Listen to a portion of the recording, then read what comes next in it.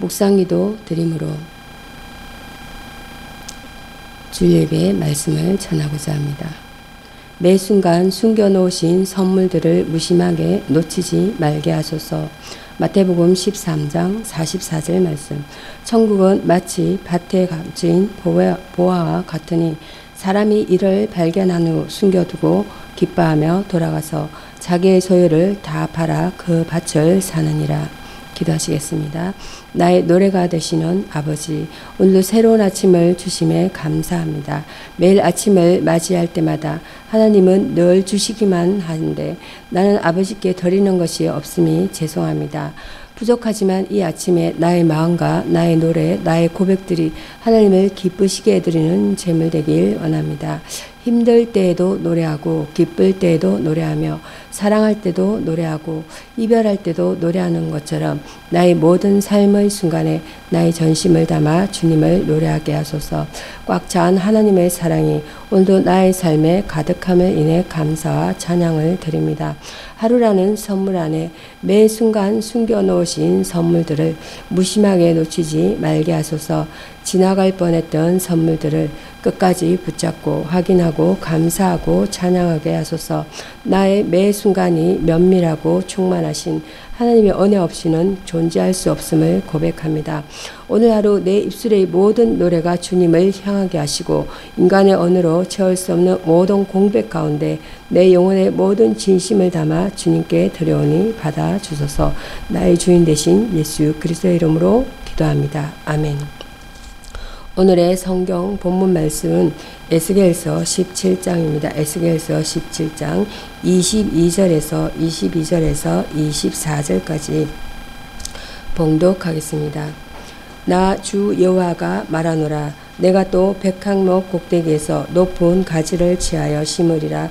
내가 그 높은 세 가지 끝에서 연한 가지를 꺾고 높고 뼈난 산에 심되 이스라엘 높은 산에 심으리니 그 가지가 무성하고 열매를 맺어서 아름다운 백항목을 이룰 것이요 각양새가 그 아래에 깃들 것이며 그 가지 그늘에 거할지라. 들의 모든 나무가 나 여호와는 높은 나무를 낮추고 낮은 나무를 높이며 푸른 나무를 말리우고 마른 나무를 무성케 하는 줄 알리라. 나 여호와는 말하고 이루느니라 하라. 아멘. 오늘의 말씀 에스겔서 17장 22절에서 24절 말씀 하나님의 나라는 본문 내용으로 은혜를 나누겠습니다. 인간은 누구나 하나님 나라를 사모합니다. 그러나 이 세상에는 영원한 나라가 없다라는 것입니다. 하나님 나라에는 비밀의 설계가 있다는 것이에요. 높은 가지는 다윗의 자손을 가리키는 말씀입니다. 즉 이스라엘 높은 산에 다윗의 자손에게서 한 왕을 다시 세워 왕국을 회복시키실 것을 약속하셨습니다. 하나님의 약속은 신실하시다는 것입니다. 그 약속대로 영원한 만유의 주가 되시며 만왕의 왕이신 예수 그리스도께서 영원한 나라의 설계를 이루시기 위하여 성육신 하셔서 이 땅에 오셨습니다. 하나님 나라에는 영원한 평화가 있다는 것입니다. 역사상 제왕들이 다스리는 나라는 모두 꿈과 같이 이 땅에서 사라져 갔습니다. 그러나 예수 그리스도의 왕국은 영원하다는 것입니다. 이 세상에 썩어질 것을 추구하고 살면 세상 나라의 재앙들이 사라지듯이 멸망하고 말 것입니다. 그러나 영원하신 예수 그리스도를 믿고 영혼을 사모하는 자는 그 나라가 영원하며 평화와 축복이 임하게 된다는 것입니다. 하나님의 나라에는 축복이 있다라는 것입니다. 한 장애자의 소원이 있습니다. 차별 없이 사람답게 사는 세상이라고 합니다. 그 장애자의 절규는 우리 모두의 절규인 것입니다. 인간이 인간답게 사는 세상은 모두가 바라고 꿈꾸는 축복의 세상인 것입니다. 겸손으로 서로가 섬기는 아름다운 나라입니다. 주의 재림의 날에 이러한 역사가 완전히 이루어질 것입니다. 우리 성도들은 하나님 나라의 비밀과 평화와 축복을 누리는 자임을 명심하여야 합니다. 여기서의 주제어는 하나님 나라입니다. 말쿠트 여호와입니다.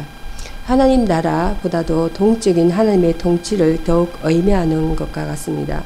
하나님께서 통치하시는 왕국에 대한 개념은 매우 오랜 역사를 통하여 발전하여 온 진리인 것입니다.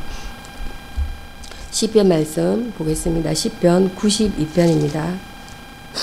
시편 92편 1절에서 5절 말씀 합독하십니다. 시작하시겠습니다.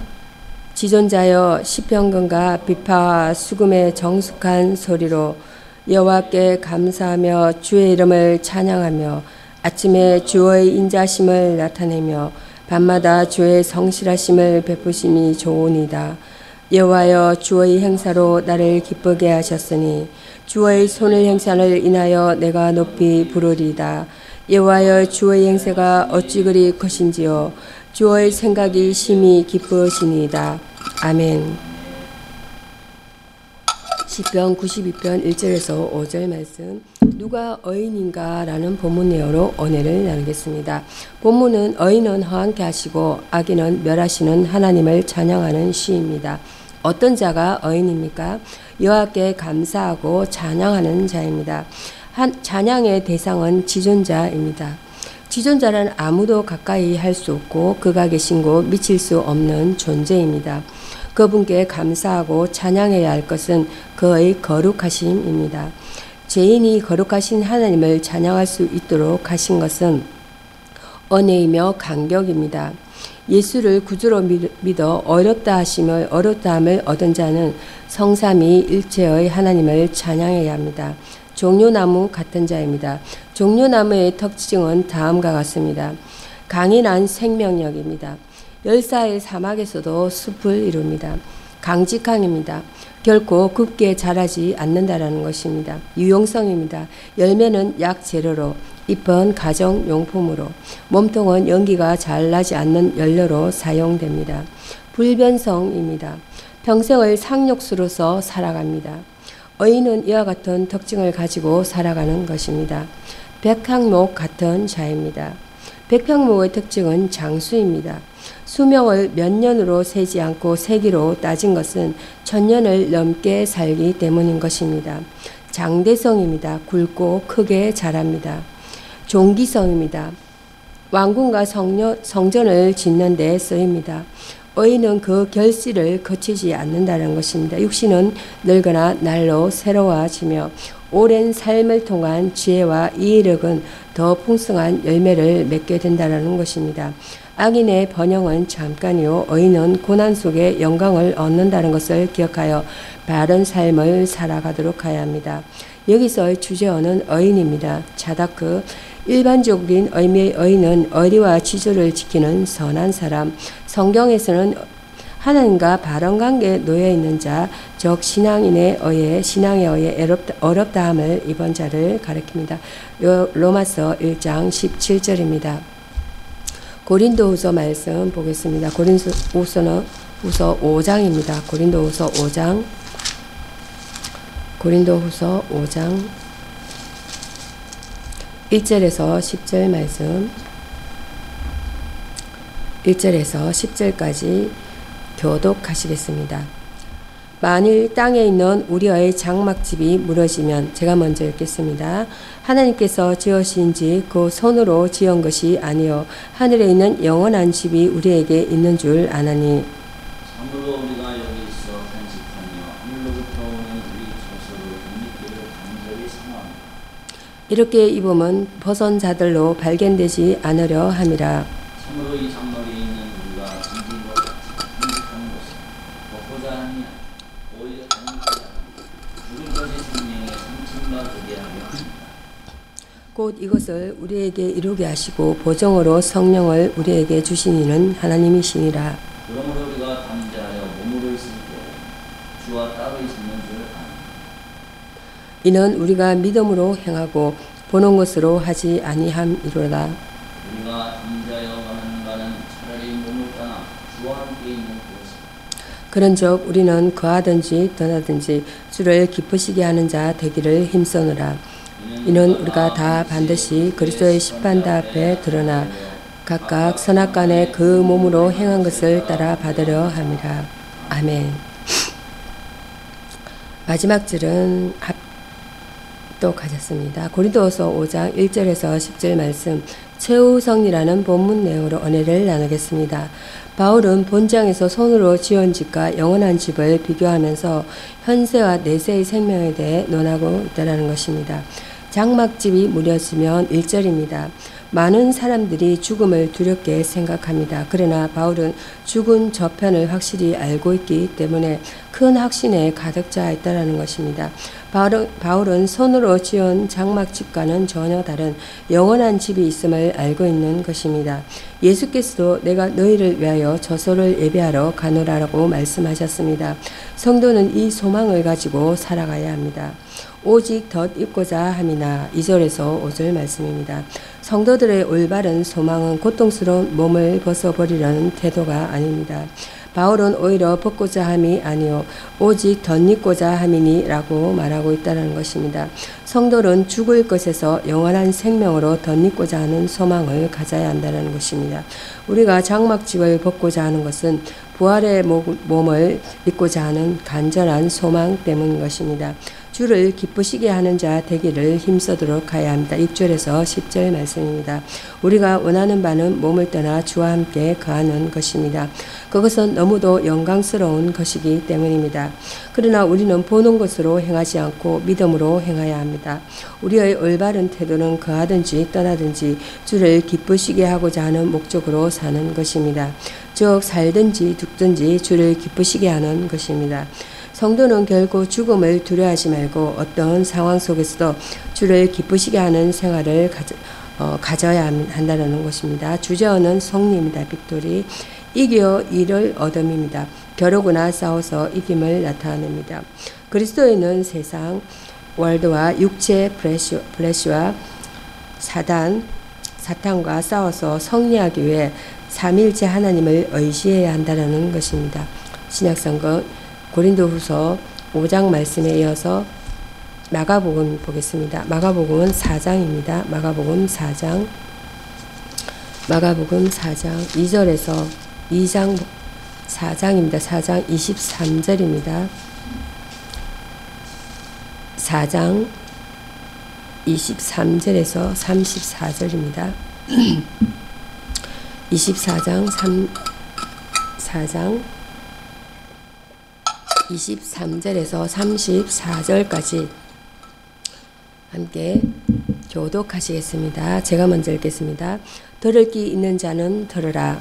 또 이르시되 너희가 무엇을 듣는가 스스로 삼가라. 너희의 헤아림은 그 헤아림으로 너희가 헤아림을 받을 것이니 더 받으리라. 있는 자는 받을 것이요 없는 자는 그 있는 것까지 빼앗기리라. 또 이르시되 하나님의 나라는 사람이 씨를 땅에 뿌린 것 같으니 그가 밤낮 자고 깨고 하는 중에 씨가 나서 자라되 그 어떻게 된 것을 알지 못하느니라. 땅이 스스로 열매를 맺되 처음에는 싹이요 다음에는 이삭 그 다음에는 이삭의 충실한 곡식이라. 열매가 익으면 곧 낫을 되나니 이는 추수 때가 이르렀음이러니라. 또 이르시되 우리가 하나님의 나라를 어떻게 비교하며 또 무슨 비유로 나타나나. 겨자씨 하늘과 같으니 땅에 심길 때에는 땅의 모든 씨보다 작은 것이로되 심긴 후에는 자라서 모든 풀보다 크고 큰 가지를 내고 공중의 새들이 그 그늘에 깃들여 맡은 되니라. 예수께서 이러한 많은 비유로 저희가 알아들을 수 있는 대로 말씀을 가르치시되 합독하시겠습니다. 비유가 아니면 말씀하지 아니하시고 다만 혼자 계실 때에 그 제자들에게 모든 것을 해석하시더라. 아멘.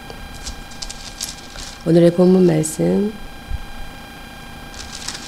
4장 23절에서 34절까지 본문 내용은 하나님 나라라는 내용으로 은혜를 나눠보겠습니다. 본문은 씨앗의 발화, 성장, 결실을 통해 하나님 나라의 성장 과정을 계시하고 있다는 것입니다. 사람의 씨를 땅에 뿌린과 같다라는 것입니다. 26절입니다. 성장의 근본은 씨앗이요 씨 뿌림은 말씀 전파를 통한 들음을 의미합니다.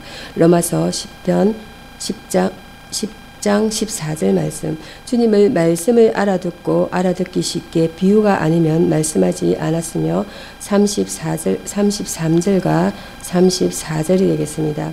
또 제자들에게 밝히 해석해 주셨습니다. 듣고 또 들으며 자고 깨는 중에도 그 씨에서 신앙의 싹이 난다라는 것입니다. 27절입니다. 이를 통해 하나님 나라는 전파된다라는 것이에요. 싹이 자란과 같다라는 것입니다. 이 말씀은 생명의 신비성을 의미한다는 것입니다. 현대 과학으로도 생명의 씨를 만들 수 없다라는 것이에요. 생명에 관한 것은 하나님의 분야입니다. 땅이 스스로 열매를 맺되 28절입니다. 바울은 심고 아볼로는 물주되 오직 자라게 하시는 이는 하나님이시다라는 것입니다. 고린도전서 3장 6절 말씀. 성장 과정은 하나님 손에 있으니 우리는 오직 그에게 맡기고 기다릴 수밖에 없다라는 것입니다. 결실함과 같다라고 말씀합니다. 이 말씀은 생명의 성장 과정을 의미합니다. 씨에서 바로 열매를 열 수 없듯이 신앙 성장이나 교회 성장 그리고 하나님 나라도 발전도 마찬가지라는 것입니다. 조급함은 건물입니다. 복음은 위대한 생명의 씨앗입니다. 죽은 고래는 떠내려가도 살아있는 비레미 새끼는 물결을 거슬러 올라가는 힘을 지니고 있다는 것입니다. 베드로후서 3편 18절입니다. 하나님 나라는 씨앗이 자란과 같이 명령이 있다는 것입니다. 세상을 변화시킨다는 것이에요. 여기서의 주제는 하나님 나라입니다. 말쿠트 여호와입니다. 앞전에 설명한 내용 그대로입니다. 한번 반복해 보겠습니다. 하나님 나라보다도 동적인 하나님의 통치를 더욱 의미하는 것과 같다라는 것이에요. 하나님께서 통치하시는 왕국에 대한 개념은 매우 오랜 역사를 통하여 발전해 온 진리인 것입니다. 기도하심으로 말씀을 마치고자 합니다. 기도하시겠습니다. 나의 반석이시여 우리의 구원이신 하나님, 모든 지각에 뛰어난 하나님의 평강이 그리스도 예수 안에서 우리의 마음과 생각을 지키심을 믿고 감사와 영광을 돌립니다. 후회를 하면서도 같은 죄를 반복하는 저의 미련함을 용서하여 주시옵소서. 우리가 세상으로 눈을 돌린 채 주님을 잃어버린 때가 너무도 많았습니다. 우리에게 구원의 주님을 찬양하며 오직 주님만이 나의 반석이 되심을 고백하오니 저희를 긍휼히 여기시기를 간구합니다.